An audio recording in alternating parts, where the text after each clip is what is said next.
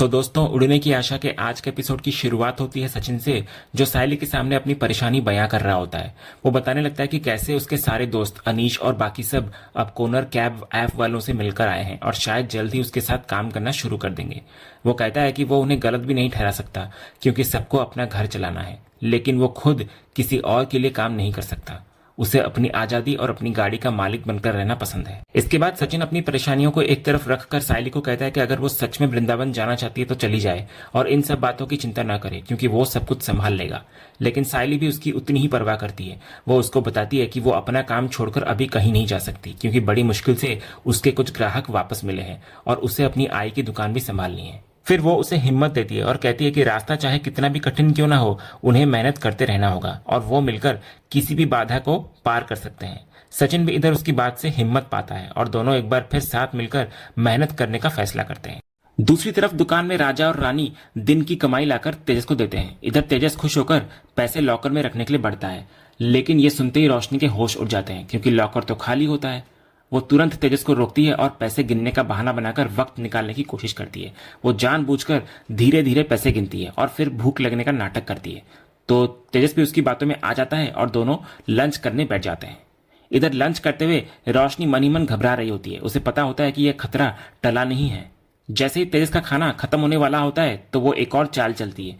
वो उसे अपने हाथों से खिलाने के बहाने जानबूझकर सब्जी उसके शर्ट पर गिरा देती है। जब तेजस शर्ट बदलने की बात करता है तो रोशनी उसको बताती है कि गाड़ी में रखी शर्ट उसने धोने के लिए डाल दी है। तो मजबूर होकर तेजस को घर जाना पड़ता है। उसके जाने के बाद रोशनी सोचती है कि पता नहीं वो कब तक ऐसे झूठ बोल बोलकर इस सच को छिपा पाएगी।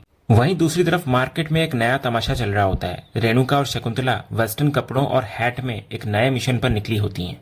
इधर रेणुका अपने योगा क्लास के पैम्पलेट बांट रही होती है और शकुंतला उसका वीडियो बना रही होती है। वो अपनी इस नई पहचान को लेकर बहुत उत्साहित होती है। तभी इतने में वहां मंदिरा आ जाती है और रेणुका को बड़े ही अपनेपन से मास्टर जी कहकर पुकारती है। ये देखकर शकुंतला चिढ़ जाती है। तभी मंदिरा रेणुका से आकर कहती है कि उसे यकीन नहीं हो रहा कि रेणुका ने उसका दिया हुआ आइडिया अपना लिया। तो अब जाकर पूरा राज खुलता है। शकुंतला को एहसास होता है कि यह सब मंदिरा का आइडिया था। तभी रेणुका सफाई देती है कि बड़ा करने का आइडिया तो उसका ही था, लेकिन मंदिरा ने उसे फोन करके ये सब करने का तरीका सुझाया। तो शकुंतला को गुस्सा आता है कि रेणुका ने उससे ये बात छिपाई, लेकिन मंदिरा इस बहस को ज्यादा तूल नहीं देती। वो रेणुका के हाथ से पैम्पलेट ले लेती है और उसे पढ़ती है कि R yoga centre by doctor Renuka Deshmukh. वो रेणुका की तारीफ करती है कि उसने उसकी बात मानकर अपने नाम के आगे डॉक्टर भी लगवा दिया। तो ये सुनकर शकुंतला का गुस्सा और भी बढ़ जाता है। वो मंदिरा से कहती है कि ये घटिया आइडिया तुम्हारा था। तो मंदिरा भी मानती है कि आइडिया अच्छा है, लेकिन उसे लिखने का तरीका पसंद नहीं आया। तो इस पर शकुंतला कहती है अगर वो चाहती तो वो ये झूठ छपने ही नहीं देती। तो मंदिरा इस पर कहती है कि इसमें झूठ क्या है, उसकी मास्टर जी तो डॉक्टर बनने ही वाली है ना। तो शकुंतला उसको टोकती है कि वो अभी तक बनी तो नहीं है ना। ये बहस बढ़ते देख मंदिरा शकुंतला को नेगेटिविटी का दुकान कहकर चुप करा देती है। इधर रेणुका भी शकुंतला को समझाती है कि नाम के आगे डॉक्टर लगाने से समाज में उसका रुतबा बढ़ेगा और लोग उसकी योगा क्लास में ज्यादा आएंगे, इसलिए उसने ये पहले ही छपवा दिया। इसके बाद रेणुका और मंदिरा दोनों मिलकर दुकानों में पैम्पलेट्स बांटने लगते हैं और रेणुका बड़े ही आत्मविश्वास के साथ खुद को डॉक्टर रेणुका देशमुख बताकर लोगों को अपनी क्लास में आने का न्योता देती हुई नजर आती है। उधर दूसरी तरफ सचिन अपनी सवारी खत्म करके चाय पीते हुए सायली को फोन करता है। सायली उसे बताती है कि उसे फूलों की डिलीवरी के लिए दुकान बंद करके जाना पड़ेगा आई का। ये सुनकर सचिन तुरंत कहता है कि जब तक उसे अगली सवारी नहीं मिल जाती वो आकर उसकी हेल्प कर सकता है। तो सायली उसकी इस बात से खुश हो जाती है। तभी इतने में चाय की दुकान पर बैठे दो आदमी रेणुका के पैम्पलेट का मजाक उड़ा रहे होते हैं। वो कहते हैं कि जो खुद इतनी थकी हुई लग रही है वो दूसरों को क्या योगा सिखाएगी। चाय वाला भी उनकी बातों में शामिल हो जाता है। तभी सचिन भी ये सब कुछ सुन रहा होता है और जैसे वो मुड़ता है तो रेणुका को मंदिरा के साथ उन्हीं कपड़ों में देखकर हैरान रह जाता है। उसे यकीन हो जाता है कि कुछ तो गड़बड़ है। जब वो आदमी दोबारा इधर रेणुका का फिर से मजाक उड़ाते हैं तो सचिन का गुस्सा भड़क उठता है। वो उनको डांटता है कि वो उसकी आय की उम्र की औरत का अपमान कर रहे हैं और उन्हें दोबारा ऐसा न करने की चेतावनी देता है।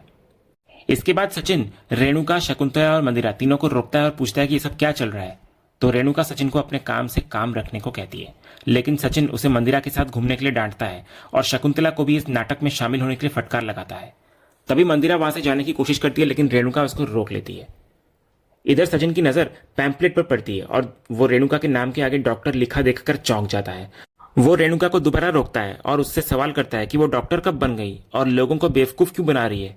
फिर वो मंदिरा पर भी इल्जाम लगाता है कि उसी ने रेणुका को इस झमेले में फंसाया होगा। तो इस पर रेणुका बड़ी ही चालाकी से बात को घुमा देती है। वो सचिन पर ही इल्जाम लगा देती है और कहती है कि वो क्या चाहता है कि वो कोई काम न करके घर पर बैठी रहे और उसकी बाइकों का काम करे, जो 2 रुपए के फूलों के लिए बाहर भटकती फिरती है।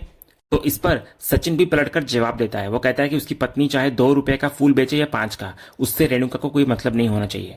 उसे उसके काम से कोई दिक्कत नहीं है, लेकिन उसे इस पैम्पलेट में लिखे डॉक्टर शब्द से दिक्कत है, क्योंकि वो लोगों को बेवकूफ बना रही है। वो शकुंतला को भी डांटता है कि उसे उससे ये उम्मीद नहीं थी कि वो इस धोखे में उसका साथ देगी। तो शकुंतला तुरंत पलटी मारती है और कहती है कि उसे भी ये सब पसंद नहीं है, लेकिन रेणुका ने उससे जबरदस्ती की। तो ये देखकर इधर रेणुका समझ जाती है कि अब उसे एक और नाटक करना होगा। वो एक पल में अपना रंग बदल लेती है और मान जाती है कि सचिन सही कह रहा है। वो बड़ी ही मासूमियत से कहती है कि उसे ऐसा नहीं करना चाहिए था और ये सब प्रिंटिंग वाले की गलती है। उसने तो डियर रेणुका लिखने को कहा था, लेकिन उसने गलती से डीआर रेणुका लिख दिया। वो कहती है कि अब नए पैम्पलेट छपवाने में और पैसे लगेंगे। उसके इशारे पर शकुंतला भी झूठ बोलने लगती है और सचिन को यकीन दिलाने की कोशिश करती है। फिर रेणुका खुद ही एक समाधान सुझाती है। वो कहती है कि जैसा सचिन कह रहा है, वो सब पैम्पलेट पर से डॉक्टर शब्द को काले पेन से काट देगी ताकि किसी को धोखा ना हो। मंदिरा भी, जो अब तक चुप थी, रेणुका की इस चालाकी को समझ जाती है और उसकी हाँ में हाँ मिलाती है। इसके बाद रेणुका एक विजयी मुस्कान के साथ सचिन को ताना मारती है कि अब तो उसके कलेजे को ठंडक मिल गई होगी ना। फिर वो उसे अपने काम पर जाने के लिए कहती है। जब सचिन कुछ और बोलने की कोशिश करता है तो रेणुका उसको रोक देती है और कहती है कि अब वो जाए और उन्हें भी अपना काम करने दे। इतना बोलकर वो तीनों वहां से चली जाती हैं। लेकिन सचिन को इधर रेणुका पर अब भी शक होता है। उसे यकीन नहीं हो रहा होता कि रेणुका इतनी जल्दी अपनी गलती मान कैसे सकती है। वो मन ही मन सोचता है कि मंदिरा ने जरूर उसे कोई जड़ी बूटी पिलाई है और वो इस डॉक्टर वाले राज का पता लगाकर ही रहेगा। दूसरी तरफ सायली अपनी आई के फूलों की दुकान पर अकेली खड़ी अपनी परेशानियों से जूझ रही होती है। उसे एक जरूरी डिलीवरी करनी होती है और वो अपनी एक पहचान वाली काकी से हेल्प मांग रही होती है कि क्या वो अपनी डिलीवरी के साथ साथ उसके फूलों की डिलीवरी भी कर देंगी। तो वो काकी मान जाती है, लेकिन सायली का मन अब भी बेचैन होता है। वो मन ही मन सोच रही होती है कि सचिन ने आने का वादा तो किया था, पर अभी तक आया क्यों नहीं। उसे लग रहा होता है कि शायद सचिन को कोई सवारी मिल गई होगी।